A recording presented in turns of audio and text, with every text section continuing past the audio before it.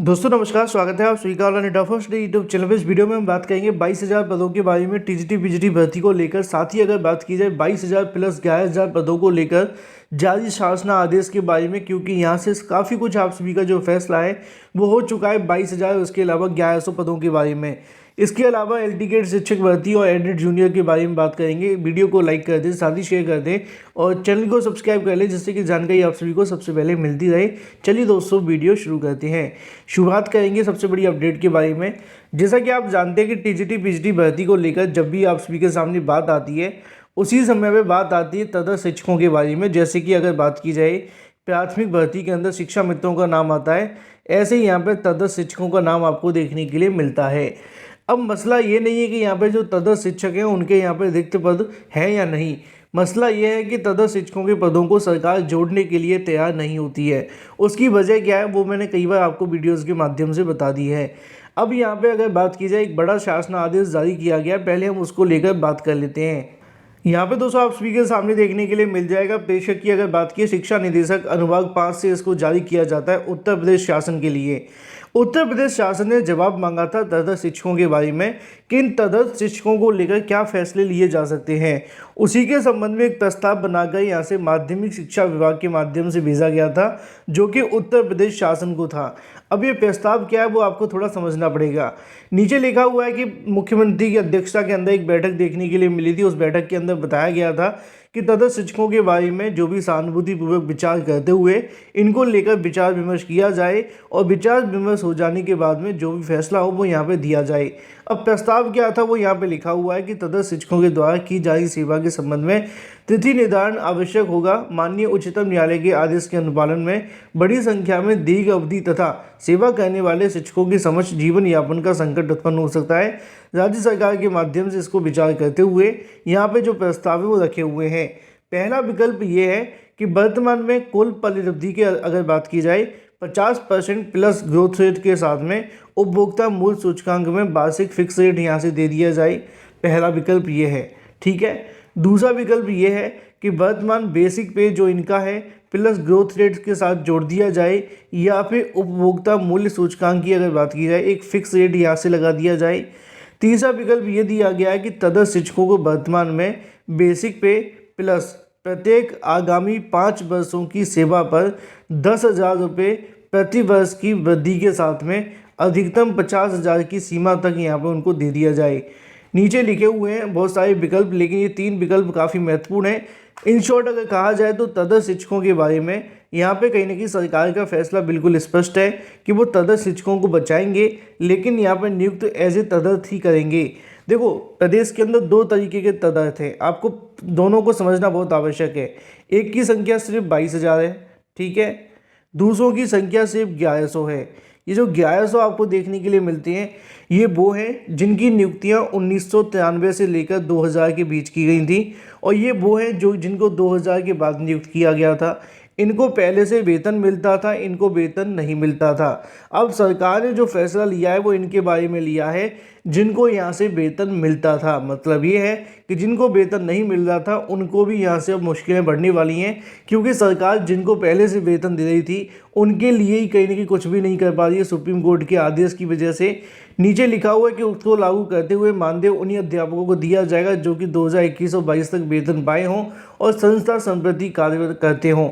इसके अलावा कुछ और यहाँ पर टर्म एंड कंडीशन लिखी हुई हैं। यहाँ पे आपको देखने के लिए मिलेगा कि उल्लेखनीय ये है कि 7/8/1993 से लेकर 30/2000 तक के नियुक्त किए गए तदर्थ शिक्षकों को यहाँ से माननीय न्यायालय के अंतिम और अंतरिम आदेश वेतन पा रहे हैं। उनकी कुल संख्या 1135 है, जिनमें 22 शिक्षकों का वर्तमान में निधन हो चुका है, 134 सेवानिवृत्त हो चुके हैं। इस प्रकार वर्तमान में 979 शिक्षक देखने के लिए मिलते हैं।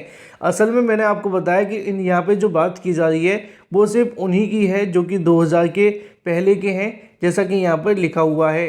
तो इनके लिए सरकार की तरफ से एक फिक्स गेट पे यहाँ से लगा दिया जाएगा, मतलब फिक्स वेतन दे दिया जाएगा जो भी यहाँ से संभव हो सकता है। यहाँ पे उन सभी तदर्थ शिक्षकों का जो ब्यौरा है वो आप सभी को देखने के लिए मिल जाता है, जैसा कि यहाँ पर दिखाया गया है।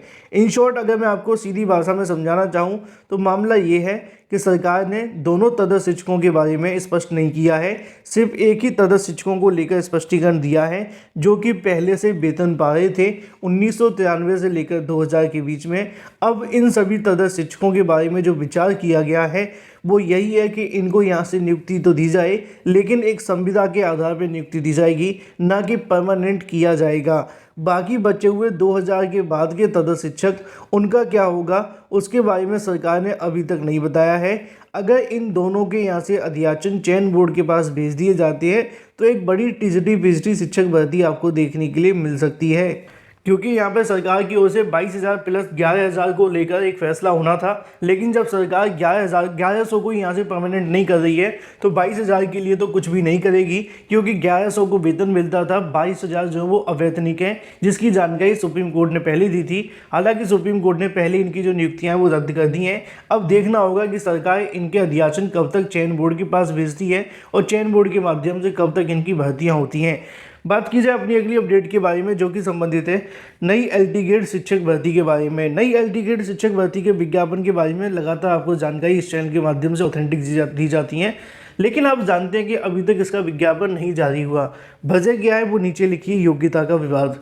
योग्यता के विवाद को लेकर दो रास्ते हैं। पहला रास्ता है कि यहाँ पे उत्तर प्रदेश लोक सेवा आयोग के पास में शासन की तरफ से जवाब दे दिया जाए। अगर शासन उसको जवाब दे देते हैं तो यहाँ से लोक सेवा आयोग विज्ञापन जारी कर देगी, पहला रास्ता। दूसरा रास्ता क्या है कि हाई कोर्ट के माध्यम से योग्यता के विवाद को लेकर कोई स्पष्टीकरण कर दिया जाए, लेकिन ना तो हाई कोर्ट कोई फैसला ले पा रही है और ना ही कहीं ना कहीं सरकार की तरफ से। आपको पता होना चाहिए कि कल की तारीख में यहाँ से योग्यता के विवाद के संबंध में एक याचिका लगी हुई है जो कि 2018 की है। इसको लेकर कल एक सुनवाई थी, जिसके बारे में सुनवाई के बाद जो ऑर्डर है वो जारी हो चुका है। मैं आपको यहाँ से दिखा दूँ, यहाँ पे आप सभी को देखने के लिए मिलेगा रेट संख्या 9739 2018 का याचिका है, जिसको लेकर कल की तारीख में सुनवाई होनी थी, लेकिन कल की तारीख में कोई सुनवाई नहीं हुई। हाई कोर्ट के माध्यम से कहा गया कि जितने भी यहाँ पे केसेस लगे हुए हैं इनकी सुनवाई हम 26 तारीख को करेंगे। उन्होंने बताया कि हाई कोर्ट परिसर के अंदर आग लग जाने के चलते यहाँ पे कहने की अफरा तफरी का माहौल है और जो भी संबंधित यहाँ पे केस फिलहाल वर्तमान में है उनको यहाँ से सेव किया जा रहा है, जिससे कि किसी और प्रकार की कोई फाइलों को नुकसान ना हो पाए। इसी बात को ध्यान में रखते हुए हाई कोर्ट के माध्यम से कल होने वाली सभी सुनवाइयों को एक सप्ताह के लिए स्थगित कर दिया और उन्होंने कहा कि इन सभी मुद्दों पर जो सुनवाई हम करेंगे वो 26 तारीख को करेंगे। मतलब नई एलटी ग्रेड शिक्षक भर्ती या फिर अगर बात की योग्यता के विवाद को लेकर होने वाली सुनवाई अब आपको देखने के लिए मिलेगी 26 तारीख को, और 26 तारीख के बाद ही नई एलटी ग्रेड शिक्षक भर्ती के विज्ञापन के लिए यहाँ से कुछ आपको देखने के लिए मिलेगा अगर सुनवाई होती है तो। बात कर ली जाए एडेड जूनियर शिक्षक भर्ती के रिजल्ट के बारे में। काफ़ी लंबे समय से अभ्यर्थी एडेड जूनियर रिजल्ट का इंतजार कर रहे हैं। बहुत सारे अभ्यर्थी ऐसे भी हैं जो कि कम नंबर होने की वजह से पिछली बार पास नहीं हो पाए थे। अब यहाँ पे अभ्यर्थियों का सवाल ये है कि एडेड जूनियर शिक्षक भर्ती के अंदर जो पहली कट ऑफ है वो क्या रहेगी, क्या उसके अंदर भी कोई बदलाव किया जाएगा अगर पास होने वाले अभ्यर्थी यहाँ से बढ़ जाते हैं तो। देखो, जो पहली कट ऑफ है वो सभी के लिए एक तरीके से निर्धारित है, जैसे कि कट ऑफ 60-65, ठीक है, जो कि 69,000 शिक्षक भर्ती में थी।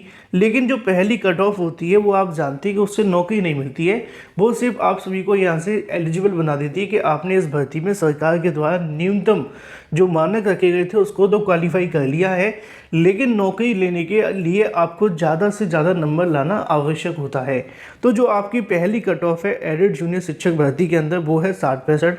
पहले तो आपका 60-65 होना चाहिए, ठीक है। अगर आपके 60-65 हैं तो जितने भी 60-65 से ऊपर हैं उनकी जो मेरिट लिस्ट है बनाई जाएगी। बहुत सारे अभ्यर्थी पूछ रहे थे कि सर मेरिट लिस्ट कैसे बनती है, क्या कौन सी कट ऑफ देखने के लिए मिलती है। तो पहली कट ऑफ तो यही होती है।